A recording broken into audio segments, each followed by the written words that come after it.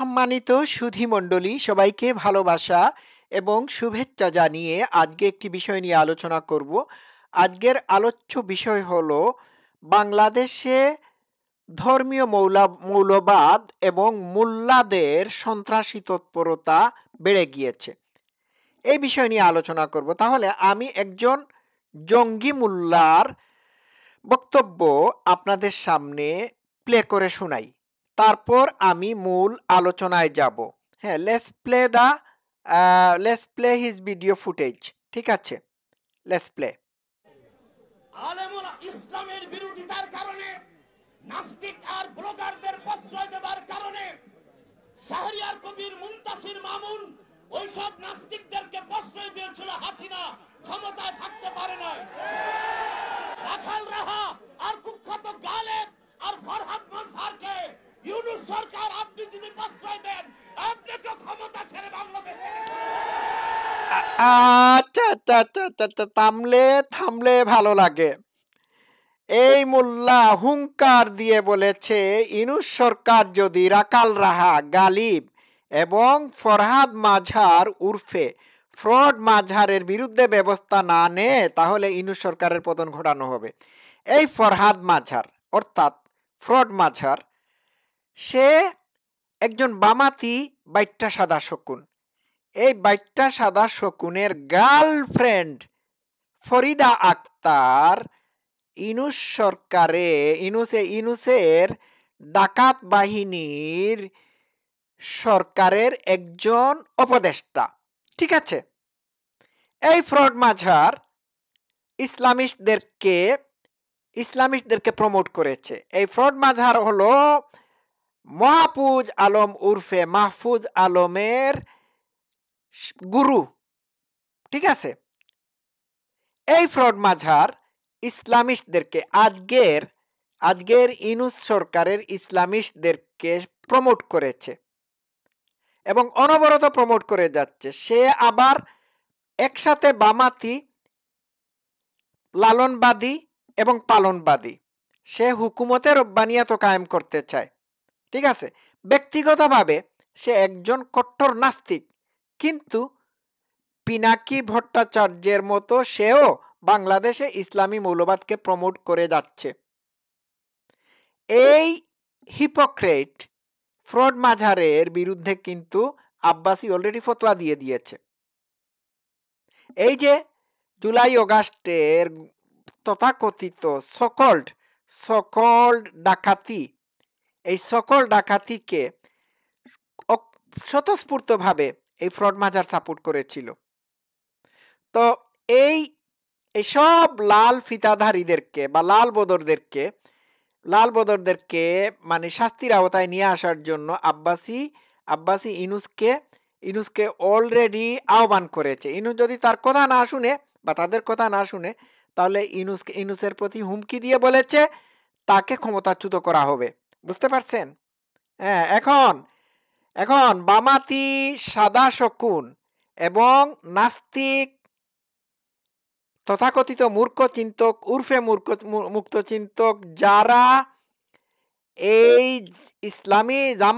ইসলামী ছাত্র শিবিরের আন্দোলন অর্থাৎ জামাত শিবিরের আন্দোলনকে বৈষম্য বিরোধী আন্দোলন হিসাবে সাপোর্ট করে শেখ হাসিনার পতন ঘটানোর জন্য কাজ করেছিলেন, আপনাদেরও কিন্তু তারা সাইজ করবে। বুঝতে পারছেন?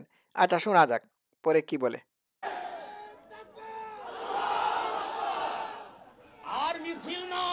এই দেখুন, এই কন্যারে কি ভাই আপনারা দেখলেন তো? আমি এরো সাইন দিছি, কি দেখলেন?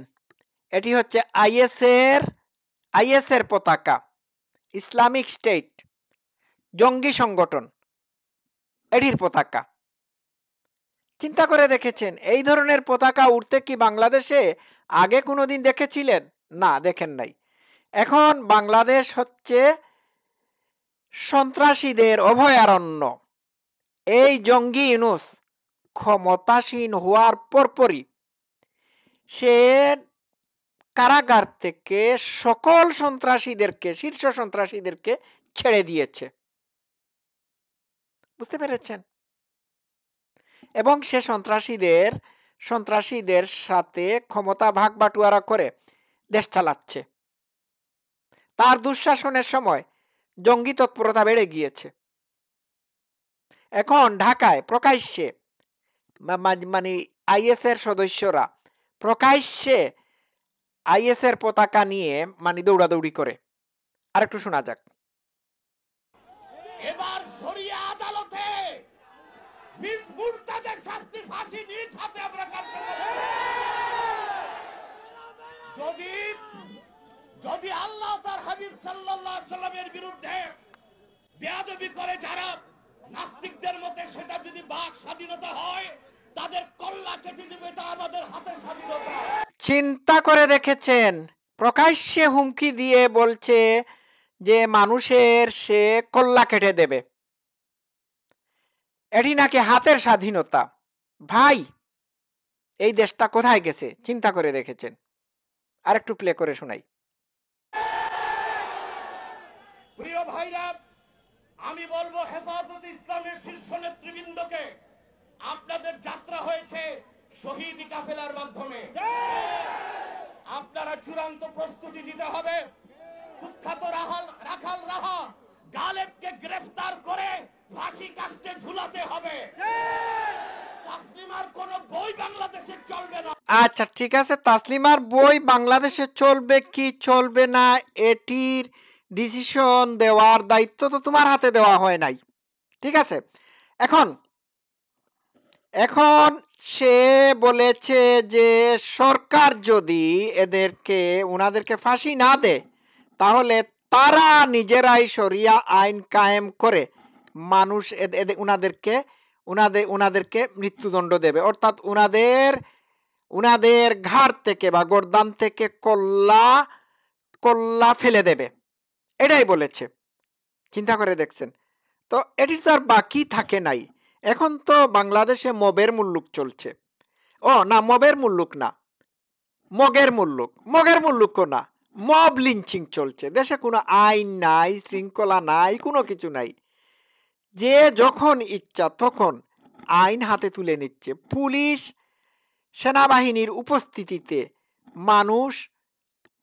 মানুষকে মারতেছে, ধর্ষণ করতেছে। আইনের লোকেরা নীরব দর্শকের ভূমিকা পালন করছে। এই হচ্ছে নোবেল লরিয়েট, শান্তিতে পুরস্কারপ্রাপ্ত নোবেল লরিয়েটের দুঃশাসনে শান্তির আলামত। ওম শান্তি। আরেকটু এই ভিডিও ফুটেজের আরেকটা অংশ আমি প্লে করে শোনাই, এই অংশটুকু। লেটস প্লে একটু শোনাই, শুনলে ভালো লাগে। আচ্ছা দাঁড়ান। এবার শরিয়া আদালতে মুরতাদের শাস্তি ফাঁসি নিজ হাতে আমরা কার্যকর করব।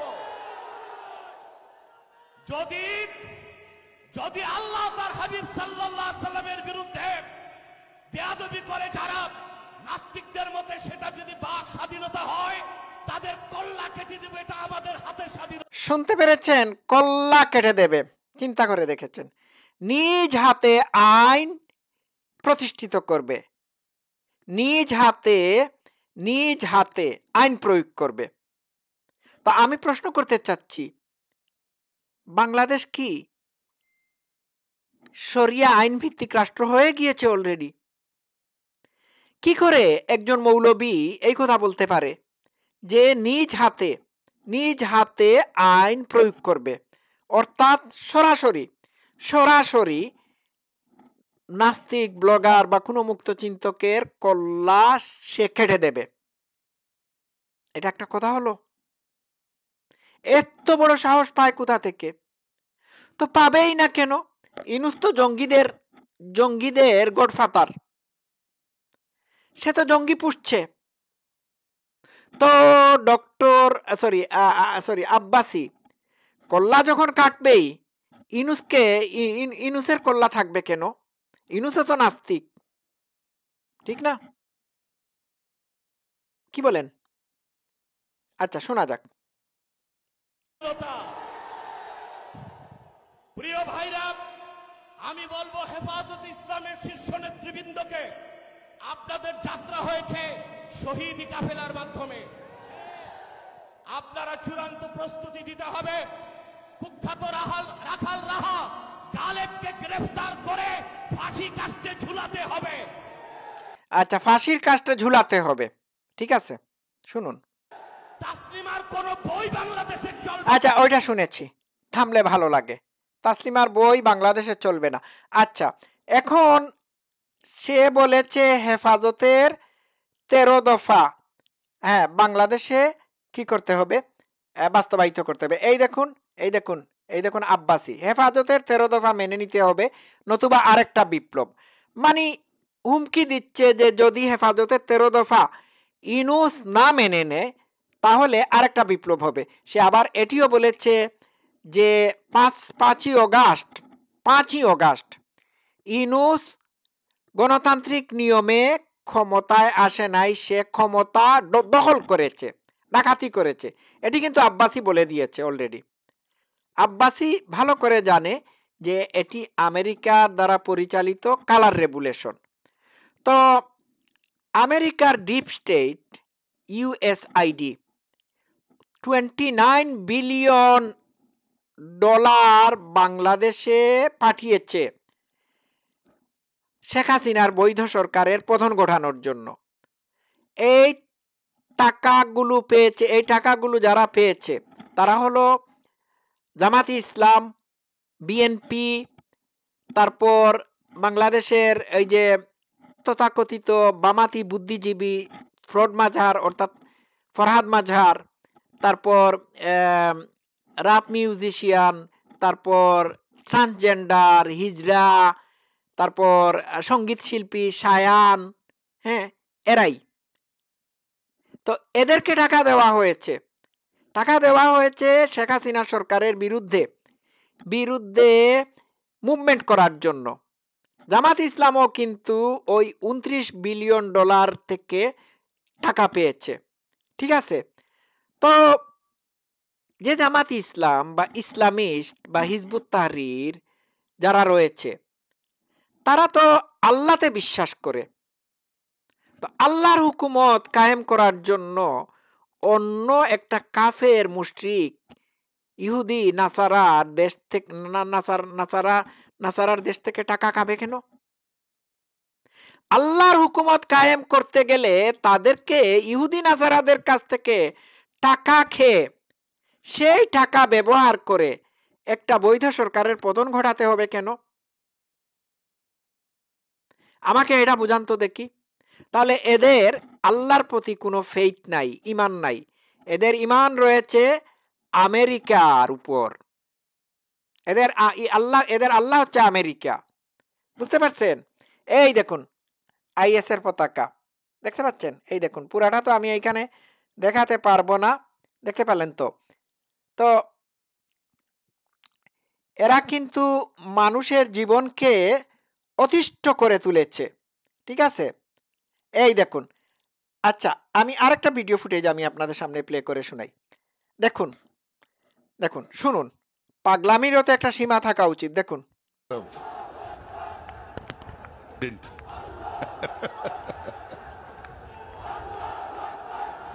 Oh, is he trying to G up the crowd? Wow. Well done. They're all shown. They know what to do, how to play the galleries. This is what mature. দেখতে পেয়েছেন? কি বলবো? গ্যালারি থেকে এরা আল্লাহু আকবার ধ্বনি দিচ্ছে, ঠিক আছে। আল্লাহু আকবার বলে আওয়াজ তুলছে। আর এই ক্রিকেটার এদেরকে হাত দিয়ে ইশারা করে বলছে আরো জোরে আল্লাহু আকবার বলো। তো ভাই, এখানে কি আল্লাহকে অপমানিত করা হচ্ছে না? এই আওয়াজটা এইখানে তোলার মানে কি? আল্লাহু আকবার তো মসজিদের মিনার থেকে তোলা হয়, মসজিদের মিনার থেকে দেওয়া হয়। মানুষকে নামাজে ডাকার জন্য আল্লাহু আকবার মসজিদের মিনার থেকে আল্লাহু আকবার ধ্বনি দেওয়া হয়, হ্যাঁ, ঠিক আছে। মুয়াজ্জিন আল্লাহু আকবার বলে মানুষকে নামাজের জন্য ডাকে। তো এরা যে ক্রিকেট খেলার মাঠে আল্লাহু আকবার আওয়াজ দিল, এটা দেওয়ার কারণটা কি? এখানে কি কেউ নামাজ পড়তে গেছে নাকি খেলতে গেছে? চিন্তা করে দেখুন কি পরিমাণ ভয়ঙ্কর অবস্থা। নাকি এরা আল্লাহু আকবার ধ্বনি তুলে সন্ত্রাসীদের মতো কারো কারো কারো কল্লা কাটতে গেছে?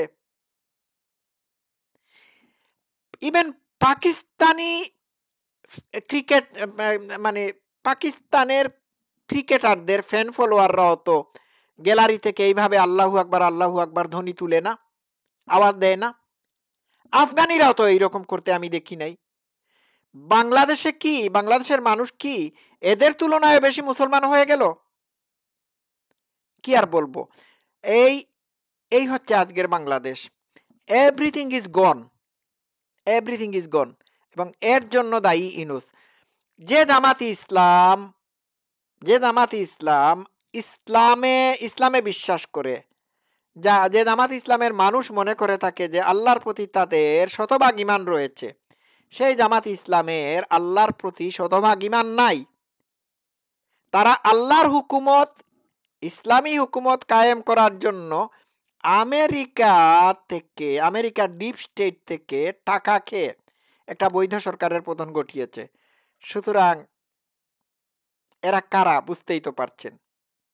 সবাই ভালো থাকবেন। Love you all.